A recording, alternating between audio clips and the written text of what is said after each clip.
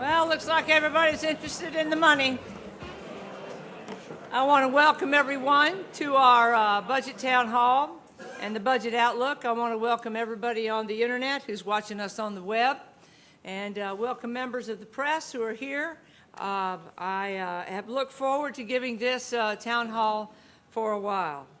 And I first want to recognize our chairman, Louis Bear, who is here with us this morning. Right? And all of our vice presidents are here in attendance, and I want to thank each and every one of you for coming out this morning. I know you have a lot to do. It's a very busy time of year. And the only reason we do it this time of year is because you're still here, and we know more, at least, about how the budget is. And I'll talk to you a good bit about where we are in the legislative process, how it works, and what's on the table and what's off the table. But the first thing I want to do is to tell you that I'm going to go over a little bit about the old bad news. Then I'm going to tell you about the good news. Then we're going to talk about the legislative policy issues, not just the budget, because policy drives budget. Then I want to ask you to do me a favor and to do the university a favor and thank the people that should be thanked for the good news I'm able to bring you today. As you know, last year at the 12th hour, just about this time in the legislative session, there's one more week to go, $300 million was taken out of the state university system budget. And it was parsed out to all of us unevenly and with sometimes mysterious formulas. I don't pretend to understand them. But I want to share with you what at least 9 other institutions did.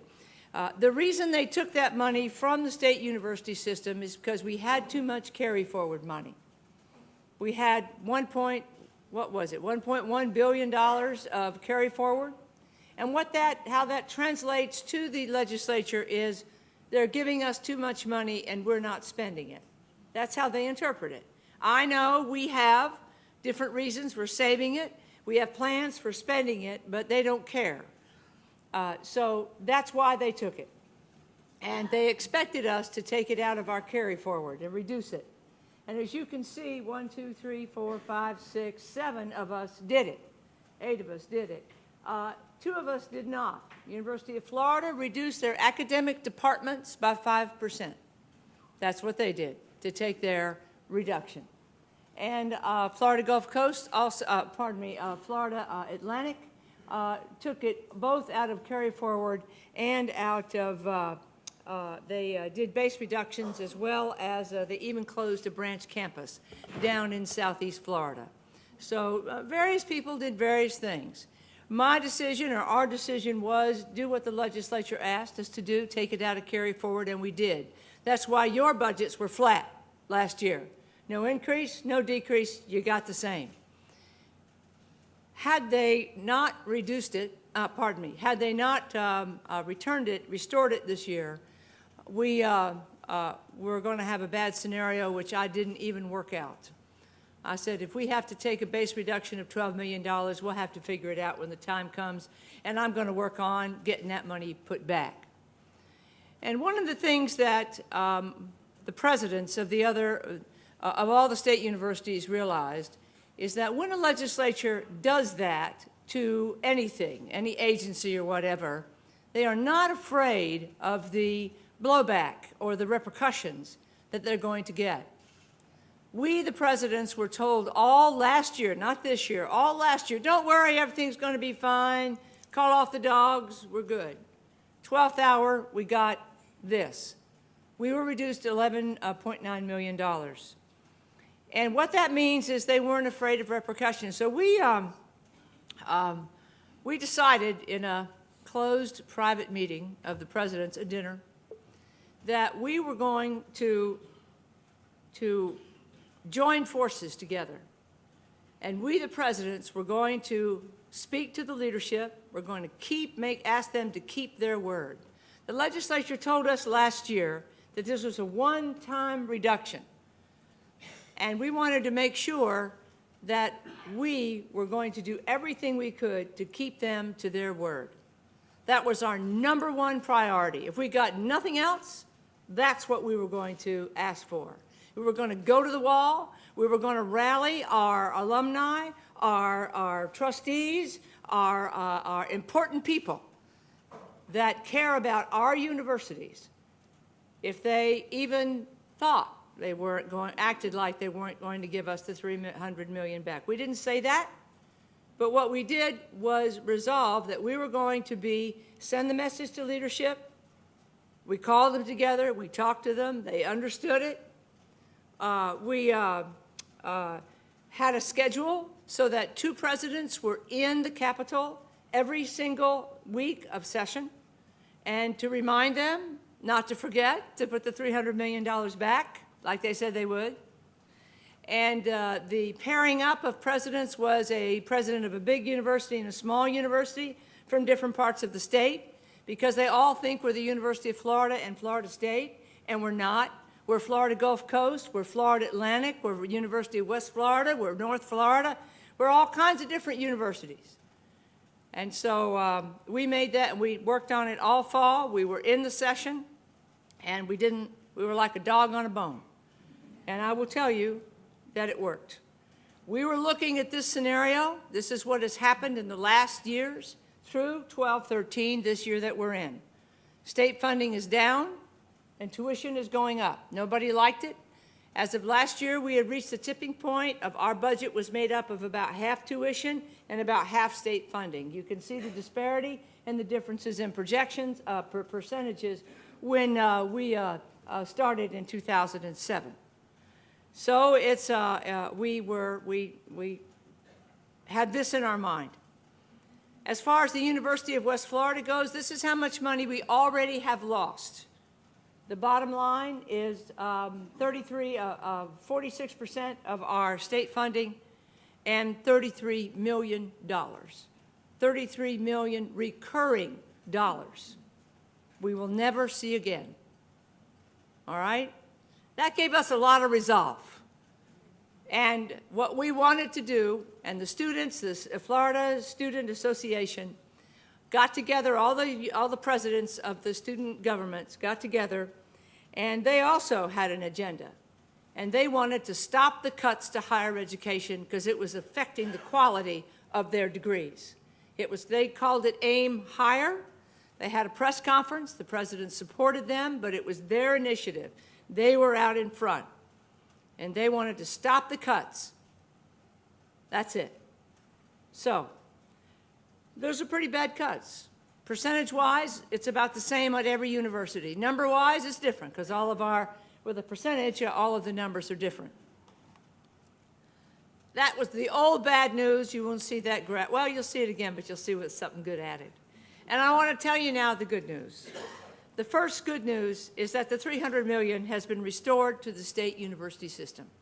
It was one of the first things that was restored. We were just, like I said, just like a dog on a bone.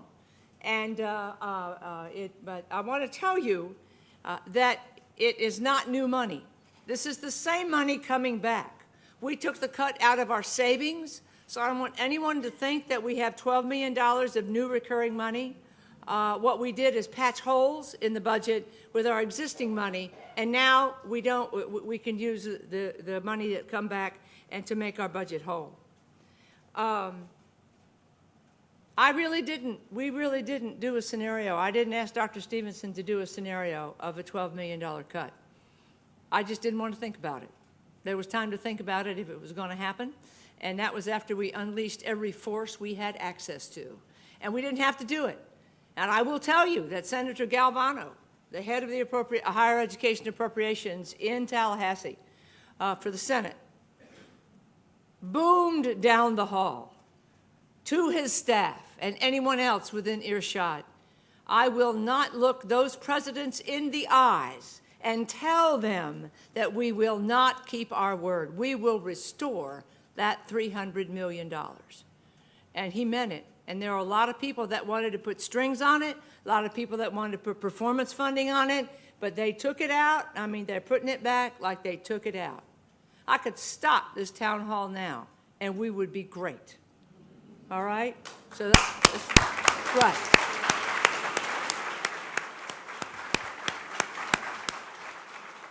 That's why each of you got a thank you card, and I want you to scribble a thank you, how appreciative you are for nothing else other than that. We've got some special program monies, which I'll tell you about, but this has made us whole. And I have prayed for and lit a candle for a flat year ever since I've been a president, your president, because it has been bad news, and how are we going to deal with it, and all of that. And that is not the subject. It is so refreshing. Was I nervous coming into this town hall meeting? No. No. What I'm going to tell you is that we're whole, and now we're going to see what kind of special money that we can get, and I will tell you about all of that. So, these are new programs that have already been funded. The money is in the bank. The House and the Senate have agreed. A doctorate of physical therapy. This is recurring dollars. A doctorate of nursing practice, $1 million. Physical therapy is that we're doing a partnership with University of South Florida. With nursing practice, we're doing a partnership with the University of Florida. The architects of these programs are, George Stewart has been working on physical therapy, this doctorate for what, 6 years, 5 years, as long as I've been president. And the nursing practice is a dream come true. And what we've done is we and our board chair and board of trustees, they have asked us, what do you want and what does this region need? This region needs those two. That's what they need. Those are $80,000 a year jobs. They import hundreds of these people from outside the areas that have those degrees into Northwest Florida and into the state. This is how we, the University of West Florida, are meeting the professional workforce needs. I'll tell you that health is going nowhere but up, health care. Everybody in this room with a little bit of gray hair knows that. And that's all right. I want those. I've had physical therapy, and many of you will too. Getting over whatever it is we're getting fixed or that we've hurt. And now that's the degree that's needed. Nursing practice. Nurse practitioners are taking the place of many primary physicians. They're cutting back on them, and they're expanding nurse practitioners. Those are the ones in charge, will be in charge of all of these clinics, all of these centers, and it's more economical for the healthcare industry to have more nurse practitioners. So those are wonderful. Next year, I hope that we'll go after physician's assistants because that's the next step in healthcare. We can do that as a university. The other thing that's already in the bank is $4 million to plus up Florida Small Business Development Centers. I can tell you during this recession, the Small Business Development Center network has been hugely important. It has saved businesses. It has helped businesses start up. It has given them crucial advice for free to them on this. Also, these dollars are matched dollar for dollar by the federal government, and that is a plus up. So that is a very important aspect of this. And so we're very grateful for this. And this is new money, but it's what we call in the business earmarked. It's already going somewhere, but that's all right. I mean, these are programs that we didn't have before. Now, I want you to show you this. Yes, it's been down. The black part of this line, where's the laser? The black part of this line is the $300 million cut. The blue part of the line, so you can see, look across, that's money restored. It's a little bit of a rise over the year before we got the cut. So the last cut. So I want you to know that addition is this new money we're talking about. This new money. All right? So you got the $300 million, you've got the new program money, and you've got a graph that's going in the right direction for a dang change. All right? So we're happy about that. Right. I was hoping I would live long enough to see that go up. I was worried. I will tell you, it's the economy. It's not me. It's not just the politicians. It's the economy. The Revenue Estimating Committee that meets in Tallahassee every month estimated that there's $1.5 million in March, estimated $1.5 billion in the black for Florida. They met again in April. They added $500 million to it. So we're good. Houses are selling. The markets are better. People are spending more money. They're borrowing more money. So this is a reflection. And there's another thing I want for you to consider adding in your thank you note. Putting money, when we have new money, and there is new money now, of having higher education be one of the priorities. Because we were worried it was way down on the low priority list. It is not. As soon as new money came back, the economy came back, we were higher education, universities in particular, were part of the priorities to be restarted and to get on a growth path again. Then there's a new kind of funding that we're getting. It's called non-recurring. You all know in the room what the difference between non-recurring and recurring. Last year, $15 million of general revenue was set aside for IT performance funding. They gave that $15 million to the Board of Governors. The Board of Governors had a competition, and the competition was between the universities for what would you do with this money.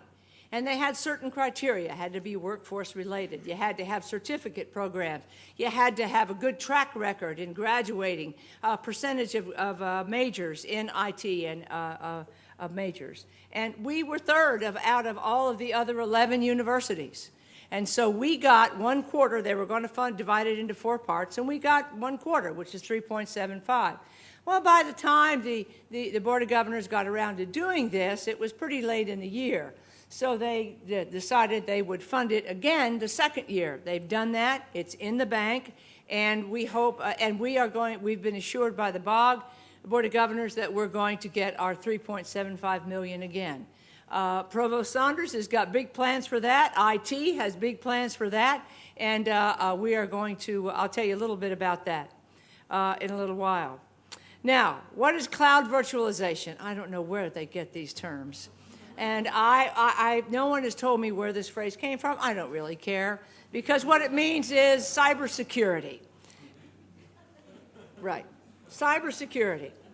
It's a pot of money of $15 million for performance funding in institutions engaged in cybersecurity. The UWF has been in development of a Master's of Science in Administration, MSA, since last September, with a specialization in cybersecurity.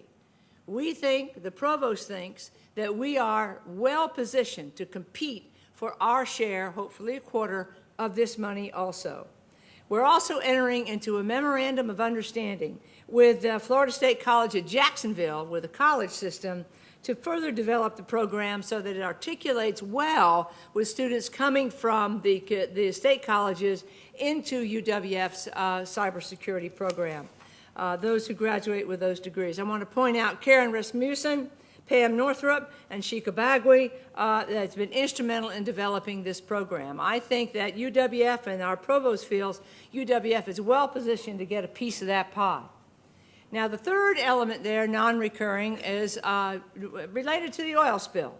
There are 8 most affected counties. We're one of them. We got the oil, and there are 8 counties. It goes all the way to Gulf County, where Port St. Joe is. This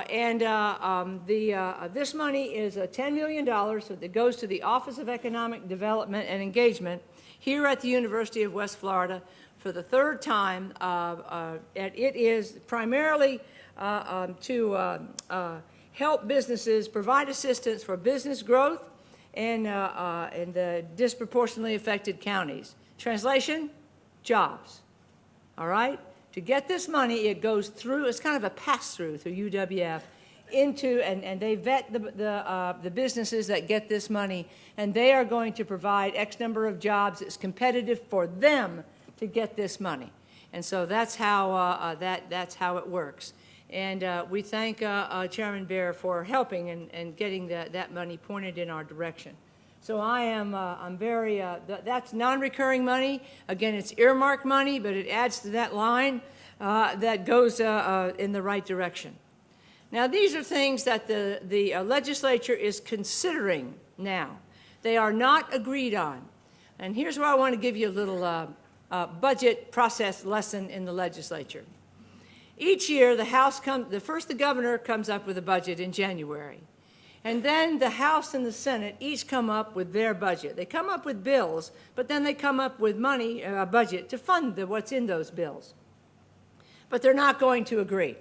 They never agree. There's been no such thing as a House and Senate budget that agree on their first draft. So they don't agree. All right, then they talk a little bit and they try to agree, and they agree on a few things. And they can't agree on some more things. And so they form a committee. It's called a Joint Conference Committee.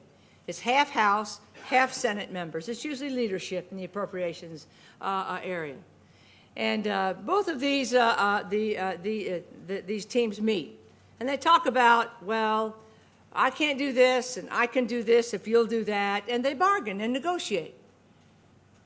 Then there are going to be things that are settled there. And that's the first few things I showed you. They're in the bank, off the table. All right, when they can't agree, then it goes to, they say, all right, we can't agree, nobody will do this. Then it goes, bumps up, as they say, to the chairman of the Appropriations Committee in the Senate, Joe Negron, in the House, Seth McKeel. And then they talk back and forth, and they horse trade.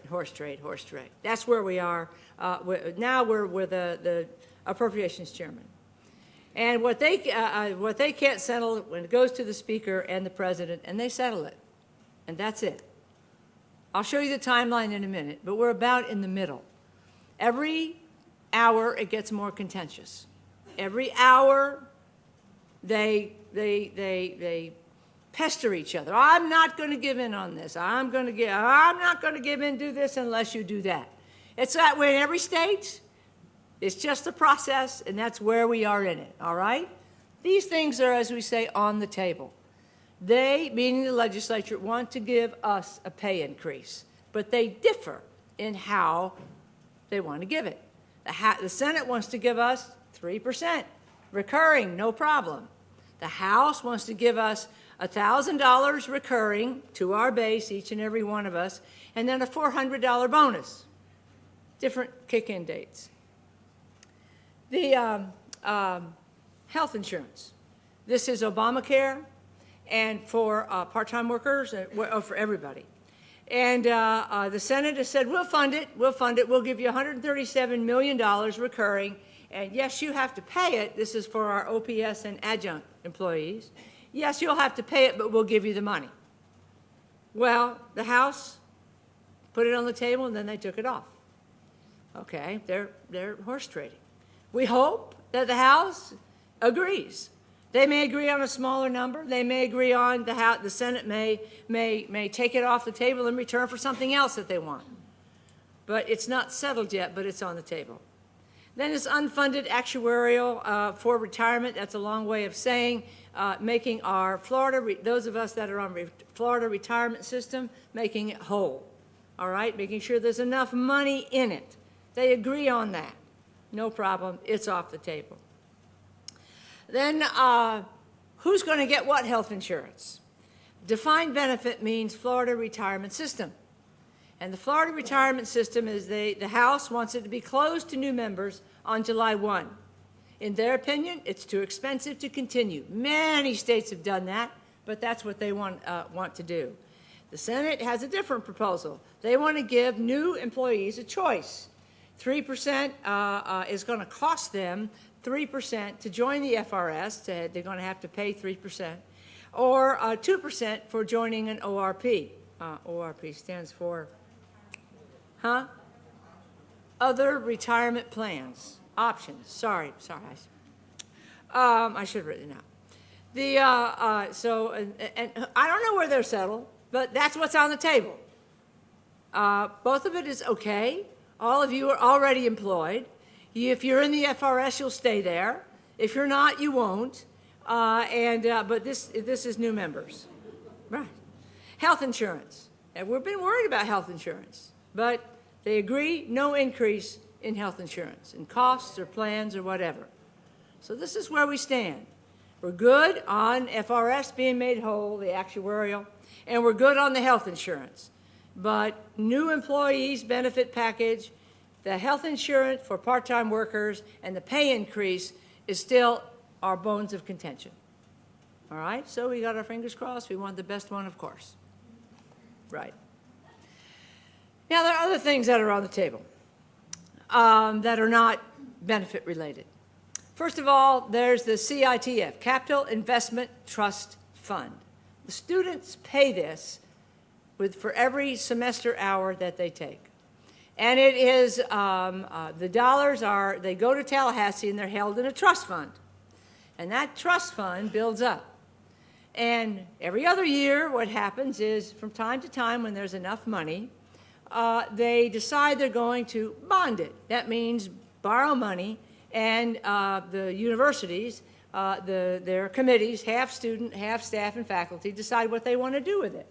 Climbing walls, fields, student unions, all kinds of things.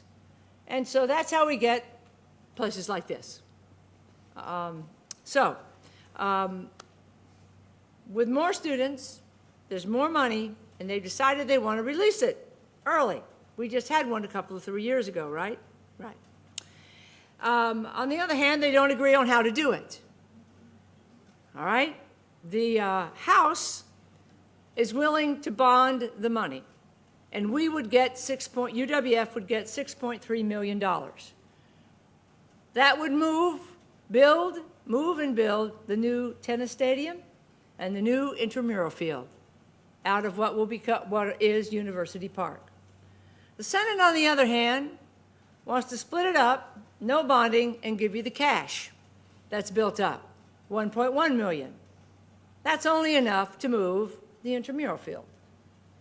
So what it means to us at UWF is we want the House proposal because we'll be able to keep University Park moving. However, there's an issue with our governor about bonding. He has done the state bonding debt level is very important to him, and he wants to reduce it. And so the issue is whether the powers that be will support bonding it or not. If they support it in the House, will the governor veto it or not? Nobody knows. That's what they're talking about right now. Everybody thought PICO was gone. PICO is gone. But they've decided, they, meaning the legislature, to take some cash, one-time money, and fund some PICO projects. And the first thing on our list was Phase 3 College of Business. So $8.4 million non-recurring could go to the College of Business. Now, the Senate doesn't think that's a good idea, and so they're going back and forth about that. Then there's tuition. All right? We know the Board of Governors has sent a very clear message to every university president and board: do not ask for any differential tuition. It will not be supported. Okay? The legislature knows that's the only other way that we, the universities, can raise significant funds to keep moving forward is through tuition. So the House is proposing a 6% tuition increase to our base, plus $20 million for performance funding. The Senate doesn't like that at all. The House lowered it to 4%, and they raised it back to 6% last night. But that's where it is this morning. I don't know where they'll land. I know where I want them to land, but we'll see. Then there's something that we have called College Completion Program. Remember when there was a lot of talk about the people in our state, 2 million people have stopped out of college. They've got some college, but they didn't complete their degree. And the legislatures, the Board of Governors and the governor, wants them to be able to finish their degree. And so they're looking for a university to organize that program of reaching out to those folks that have stopped out. And UWF has been selected as the institution to handle this statewide project. That money is in contention also. They can't agree on it. And so it moves around on the table, but it's still on the table. It's not off the table. So that's where we are. This could change in 20 minutes, all right? All of this could change in 20 minutes. But we've got the 300 million. And I keep thinking that every day. When I wake up, when I go to bed, no matter what we're working on, we saved the bacon. The legislature saved our bacon. And they didn't have to. So this is the timeline. We have unresolved issues tomorrow and Friday. Go to the Speaker and the Senate President. It is, and they talk all the time, their people talk all the time, and they're trying to get things resolved with the leadership with the appropriation chairs. But it won't all get resolved. And it goes to the Speaker and the President. They have to finalize the budget on Sunday. Everyone is sleeping in their office. On Tuesday, the budget is distributed. Remember, Friday is the last day. And there's something called the cooling off period. That was developed when things were a little bit more contentious. And so that has to be filed on Tuesday. Then everybody kind of works on bills and works on other things, not the budget. And it just sits there. And after 72 hours, they vote on it. That's the only bill that the legislature has to pass. If they can't pass it, they can't go home. And they have not gone home. They've had 1 year, 6 times. They were called back to settle the budget. And they get called back until it gets done. So they're in a box, we're in a box. No, we're kind of waiting. And, but that's it. The governor has to sign the bill, the appropriations bill, by Friday. Memorial Day, sorry. And so that's the way it works, and that's where we are. And I got fingers and toes crossed, and I know you do too. All right, that's money. Now let's talk about policy issues. What do we have on the table? How does it affect UWF? The first thing is facilities. As you know, PICO, the real PICO source of PICO money is dead. It was the electric utilities primarily. And we have been so efficient. We've been saving money. Telephones, we used to pay on landlines, and we don't pay enough on cell phones. And yes, they still gather that money, but there's only enough money to pay off the bonding debt. So there's no new PICO money. So what are we going to do? Well, the Board of Governors asked me, of all people, to head up a committee, a task force, across the state to give the legislature some new options on how to build facilities at their state universities, and actually public facilities, a new way. And so we came up with some. And part of them, it really has to do with public-private partnerships. So there are 3 issues, flexibility issues, that are on the table. The Senate just was very silent on this issue, but just yesterday they passed the bill, an amendment to a bill that allows these things. They are going to allow, if this passes in the House too, and I think it will, public-private partnerships to take on debt. Before, they haven't been able to. It's going to allow for education and academic space to be constructed with private bonding, with private money. Before, PICO took care of that. But we're going to ask, in this flexibility, we'll be allowed to build English departments, biology departments, labs, academic space, classrooms, with public-private partnership money, money from the outside investors. Now we have to have a revenue stream to pay it back, but what's new? Okay? We're just adding. That's how we're adding. The next thing it allows, the third thing, it allows the Board of Governors to consider different sources of money for multi-use facilities. Now what that means is in the past, up to this point, our money that we get from everywhere goes in silos. There's a parking silo. That money can only be spent on parking. There's a dining services that can only be spent on food services. There's other silos of money. But we can't mix them up. But if you have a building that, let's say, has retail on the bottom, that has academic space in the middle, and housing on the top, we get to move our money around. We can put all of our money in one basket for a multi-use project. That's a big deal, because we have had our hands tied by the silos. That's good. So we said, here you go. The House and the Senate are happy that we've given them a plan. They haven't been necessarily in agreement on what they want to cherry pick out of that plan. This is not everything we suggested, but this will be good for the University of West Florida's new growth. General education. Let's do Bright Futures. They've been, because of the recession and the lower income in the general tax income, the legislature has not been able to afford Bright Futures. And they've been having to take the money to give to the Bright Futures high school graduates out of their hide. We thought the lottery was going to pay for it. We all know that the lottery didn't pay for all of it. It paid for some of it, and they had to go into general revenue to get the rest of the money.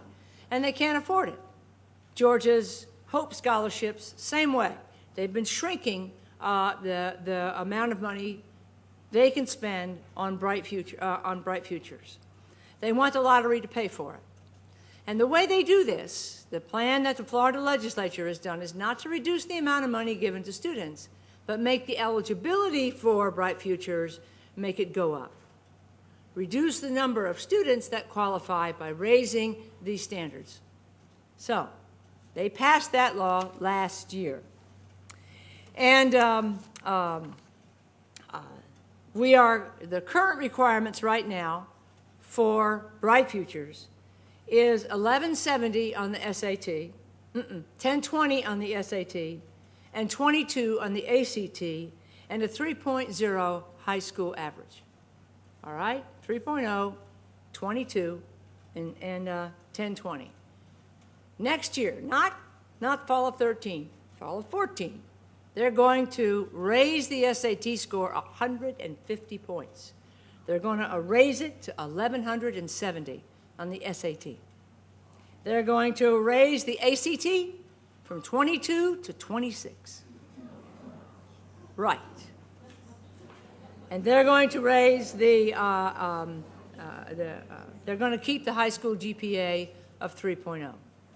Right. And we're going, whoa, whoa. So you can tell what's going to be on our radar in the next legislative session. Maybe we'll unwind that a little bit. What we are worried about as presidents, we are worried that many students will not qualify, meet those qualifications, and they won't go to college. They won't go to a university. Okay? That's what we're worried about. Right now we have 3,126 students on Bright Futures. That's 25% about of our student body. Okay? So keep that in mind for next year. We're worried about it.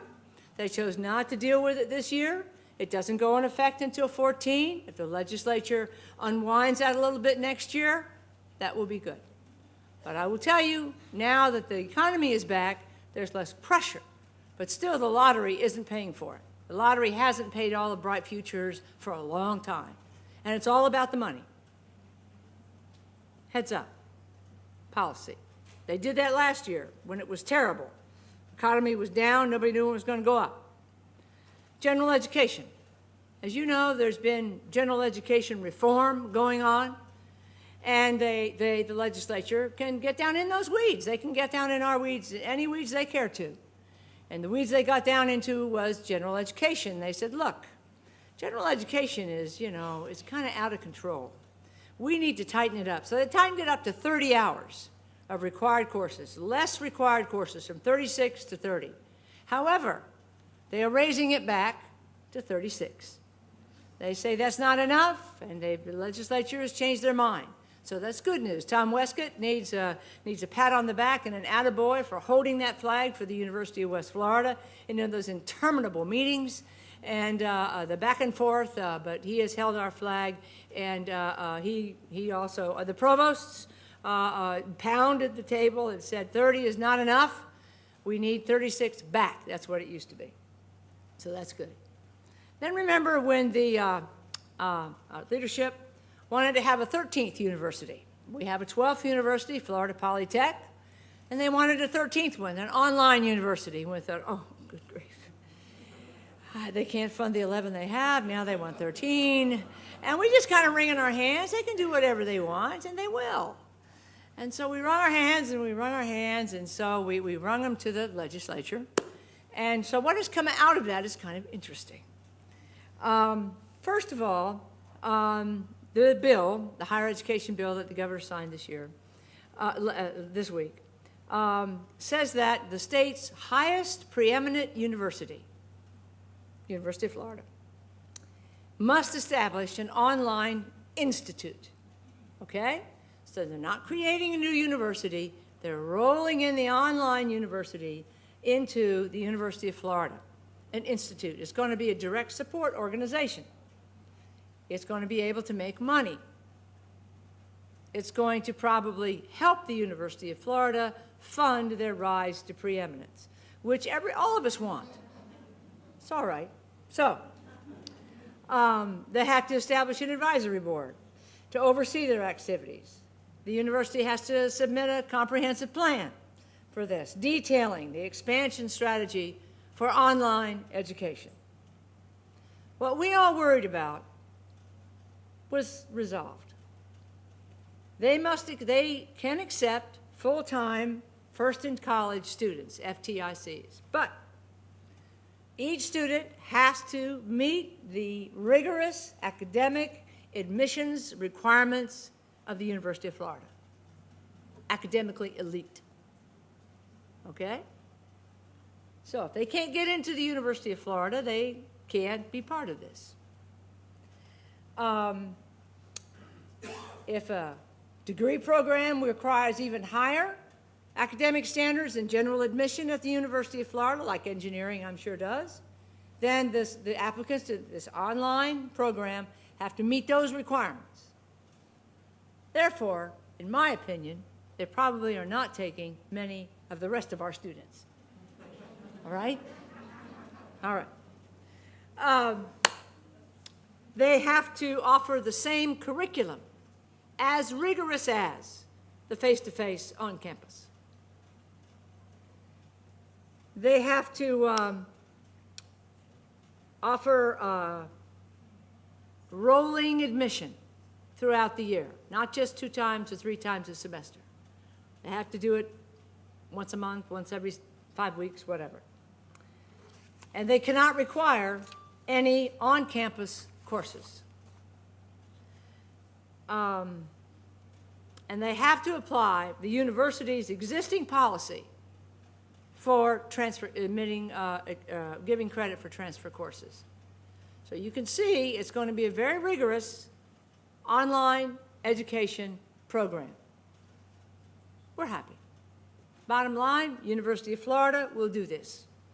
They have to offer undergraduates they have to lower the cost to 75% of what they normally charge. Okay? They have to lower their cost. They have to keep their same standards. I'm good with that. We're good with that. Where we come in is the college completion program. If that is funded, we will be able to offer our courses, our curriculum, our way through Pam Northrup and her team of reaching out to people who want an online degree and aren't in that tippy top of the academically elite. So that's where we are. We are not going to have a 13th university. The University of Florida has a very restricted online institute. So I thought that was pretty interesting. UWF is going, if it's funded, will carry the load for online college completion and online degrees. Kind of regular folks. It's what our mission is anyway. Serve ordinary people to help improve their lives. And I will live and die with that mission. That's why we are all here. So, those are the policy issues that have been on the table in the legislature this session and how they turned out. It's interesting, isn't it? All right, let's look a little bit internally now. SPARA, the Strategic Planning and Resource Allocation Process. Sorry. I have such an ordinary brain. I'm so sorry. It just drives me crazy. First of all, this is what we call our growth funds. Our Chief Financial Officer and Budget Officer every year gives us a budget for next year. And it's just like your budget for next year. It's going to be close, and it's going to be a little conservative. Are you going to buy a new car next year? Well, maybe I'll buy a used car, and if we make more money this year, we'll buy a new car. But we're going to plan on buying a used car, all right? So it's a budget. It's a forecast. And every year for the past few years, we have had more growth than we expected or budgeted for. And what's left over is what we call our growth funds. We have made a conscious decision during the recession not to use those funds to fill the budget cuts. We fill those budget cuts out of our hide, and we've tightened our belt.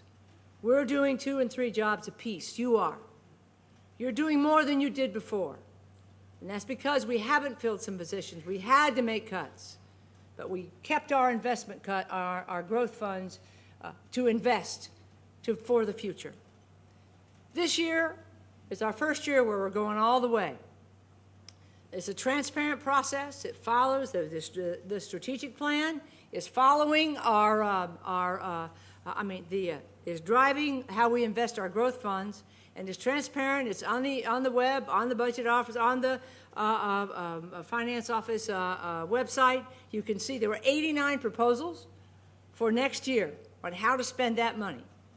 The vice presidents are going back and forth with how we should spend it, but what's driving it is the strategic plan.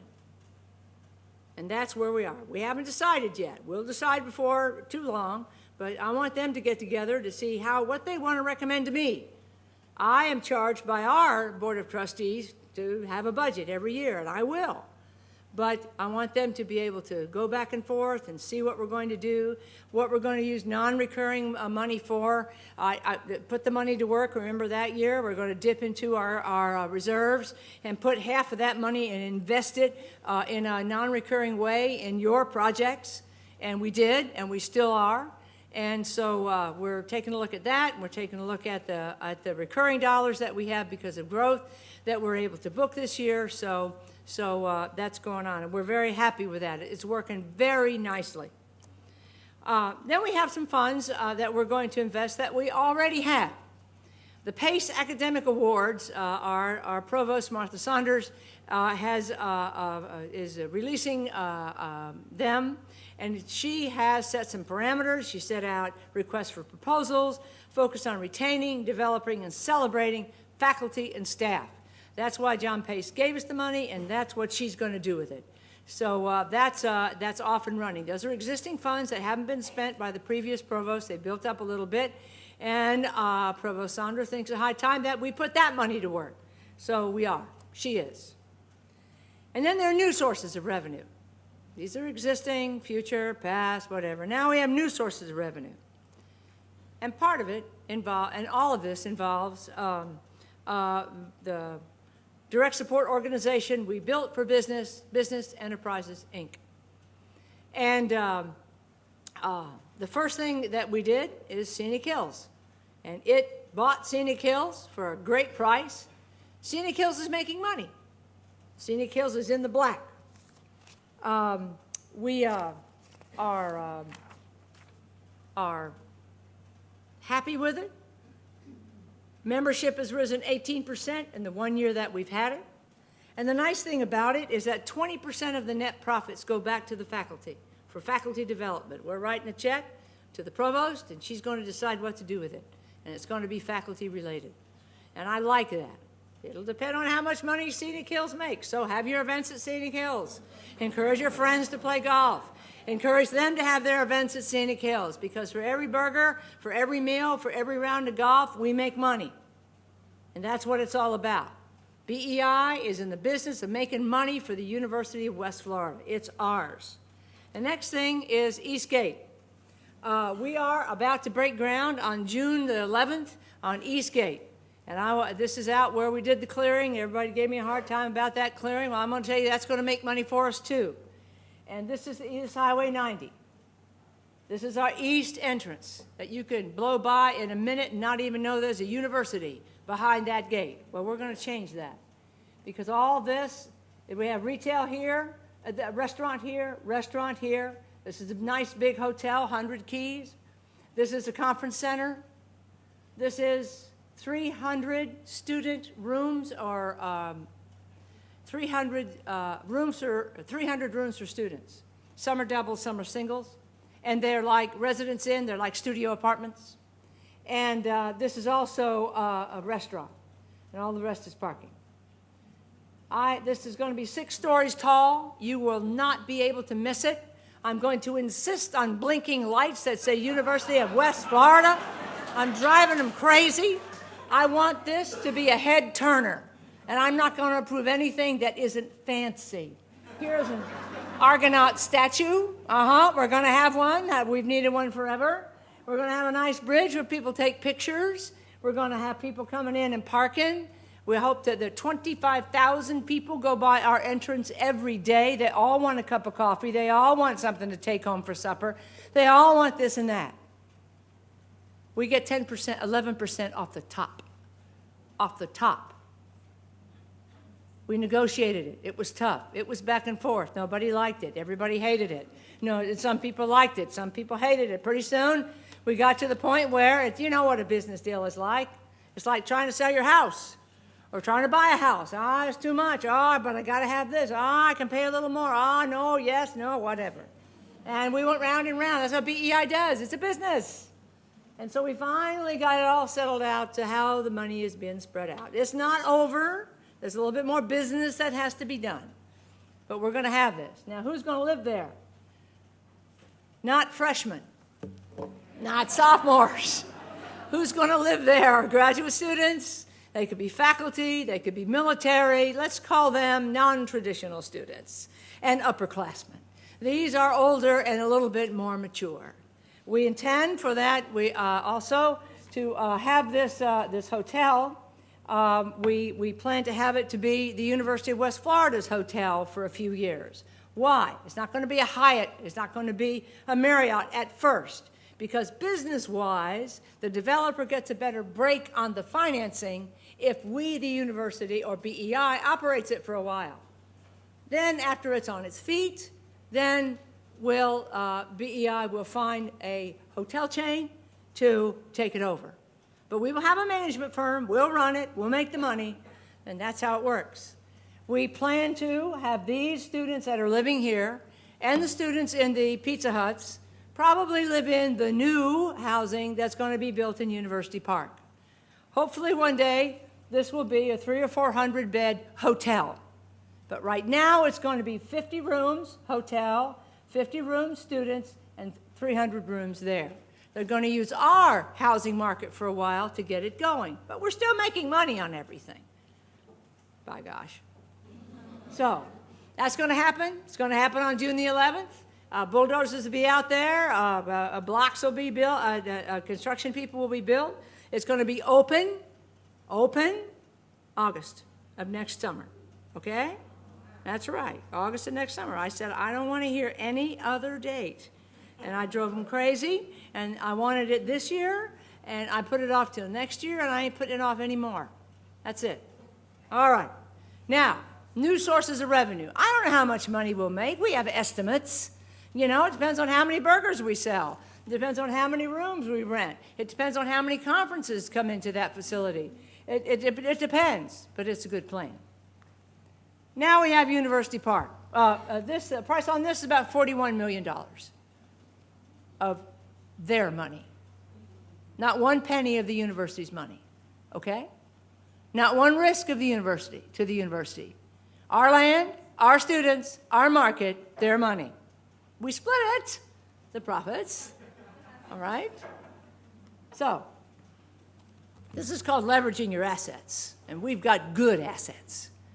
We have a center of campus with a tennis court and an intramural field that was fine for the first 47 years of our existence. It is, but it's in the heart of campus. You've seen this map before. And you know what we would like to do with this. It's been vetted by everybody and their brother. And they agree we can do this, but of course there's no money. This is part of this facilities policy we were talking about. So, new student union, 4 new buildings, which will be multi-use. Bottom retail, middle academic, top housing. At least 7 stories tall. All right? New student union. Mixed sources of funds. Some students, some private. Little football field. It will start out as a field, not as a stadium.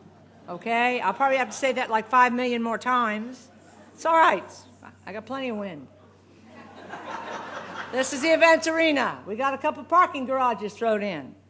And what's not on there is the area north of Scenic Hills, our land, West Campus, all woods, where we would like to have a retirement village, active retirement village built. We put that on the table. We threw all that out. It's a $200 million project. We threw it out to the private sector and said, okay, anybody want in? Got 11 big, huge developers that are interested. We took the cream of the crop, vetted them down to their nitty-gritty, and picked 3. BEI did this, picked 3. Said, all right, we like you. We believe you got the money. We believe that you've done all kinds of good things. Now, tell us what you will do. Tell us what you want to do. What do you want to build? You want to build the whole thing? You want to build part of it? You want to build just the residents, the retirement village? What do you want to do? That hit the streets on April the 5th. April the 5th. They have until June 1 or so, summer. And it's the talk of the big developers. We got the real money interested in this. This is a big thing. We're right, ready, teed up, so that as soon as that language passes in the House and Senate, we are ready to go. We don't have to develop a multi-use project. Every university, once that language goes through, every university in the state's going to want to have one of these. But we're ready. We are teed up. We can break ground on this next June. It's going to open in August of 15. Okay? We hope. It'll be phased. I don't know what we're going to build. I don't know what they're going to build. But we're going to see. And we're going to go back and forth and talk about money and who gets what and all that stuff until we're blue in the face. Until we're happy. We're going to make money on every bit of this. This is transformational. This is forward-looking. This is the buzz. And if we can pull this off, folks, we can pull anything off. Now, that's kind of where we are. The old money, the old bad news, the new news, the $300 million is back. We've got new program money, but it's earmarked. We've got a lot of things on the table that aren't decided yet. I'm hoping they all fall the right way. We're doing everything we can, but there are certain people I want you to know their names and their faces. And this is who they are. Senator Gates is president of the Senate. He's from Niceville. He is president, very powerful, loves the University of West Florida. We are his university, the only university in Northwest Florida. Speaker Weatherford, Speaker of the House, my nephew, he loves the University of West Florida. Just talked to him this morning. He's good. And he's doing his very best for us. Chair Negron, this is the chair of the Senate Appropriations Committee. He's keeping the $300 million in. This is Chair McKeel. I have never been in an appropriations chair's office that I walked out with more than I walked in. He is for higher education. He loves it. And he knows we've been hurt. And that was wrong to do that to us. And he wants our facilities bill. He wants the appropriations for it. He is 1,000% for higher education and the kinds of forward-looking things that we are doing here at the University of West Florida. Those are very important people. Scribble their names down, some of you. Then we have their lieutenants. Chair O'Toole is a higher education in the House.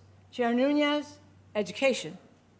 Chair Fresen, over all of it, Then we have Chair Legg in the Senate, and Galvano, the one that shouted down the hall, higher education in the Senate. These people are in the trenches. They're in the trenches right now. And of course we have our chairman, Louis Bear. I know he's here. Now, I know he's my boss, but I'm going to tell you one thing. If he wasn't here, I'm going to tell you that we've never had the kind of help we have through Louis Bear ever in the history of this university. And I want you to understand, he is helping me help us more than ever before. Janice Gilley, let's give him a hand. I mean,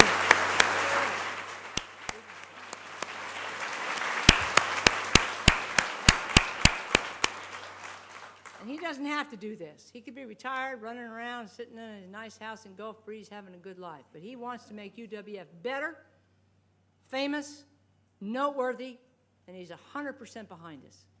And I can't tell you how different that is than before.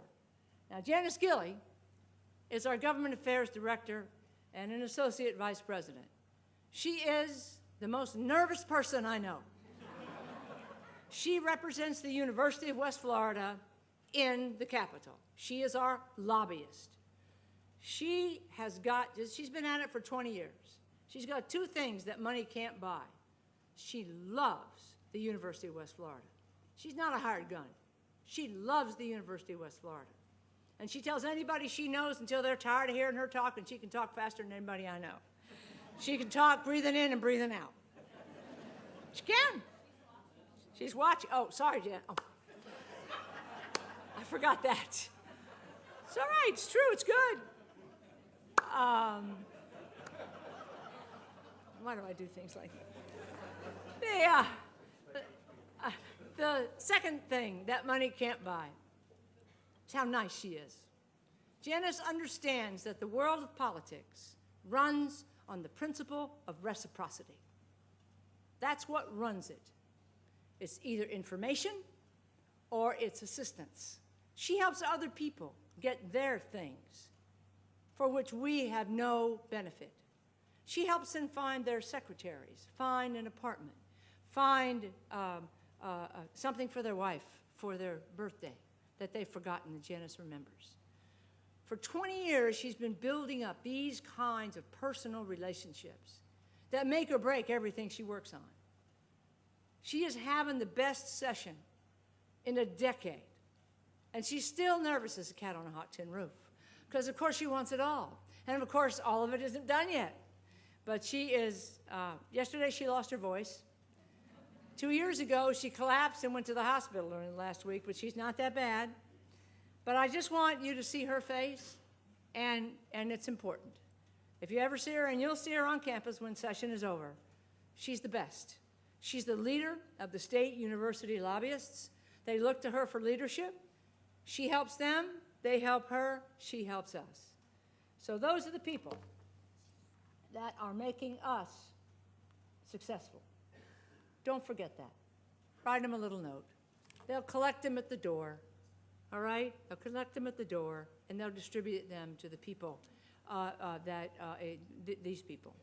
But I want to thank you for sticking with me, sticking with us during this nasty recession. When the only thing I had to tell you is we're going to find a way to deal with this cut, and we all have to tighten our belts. I don't know if those days are over. I hope to heaven they are. And if they're not, we'll take it and we'll find another way to help ourselves. These projects through BEI are going to give us millions of dollars. They're going to pay for themselves. We are not using our money. We're using private sector money. Sometimes a mix of fees, sometimes not, but mostly it's their money. And I think that's clever, I think it's smart, and I think it's going to work. In order to grow and develop, we, the University of West Florida, have to assume a little more risk than we've been used to for the past 45 years. Everybody knows that. When you buy a new house, you hope you don't lose your job. You hope you don't reduce your salary because you banked on having that job to pay for your new house. If you didn't buy the new house and stayed in the dump you live in, you'd be better off financially. but you want more. It's the American way. It's the University of West Florida way. So don't think I think this is all in the bag. This is a little bit of risk, but there's a lot of bang for somebody else's buck. All right? We're leveraging our assets. So, that's all I have to tell you. Does anybody have any questions? No questions. I'll hang around. If you want to ask me privately, write a little note of thanks. Give it to the people in the room. Thank you.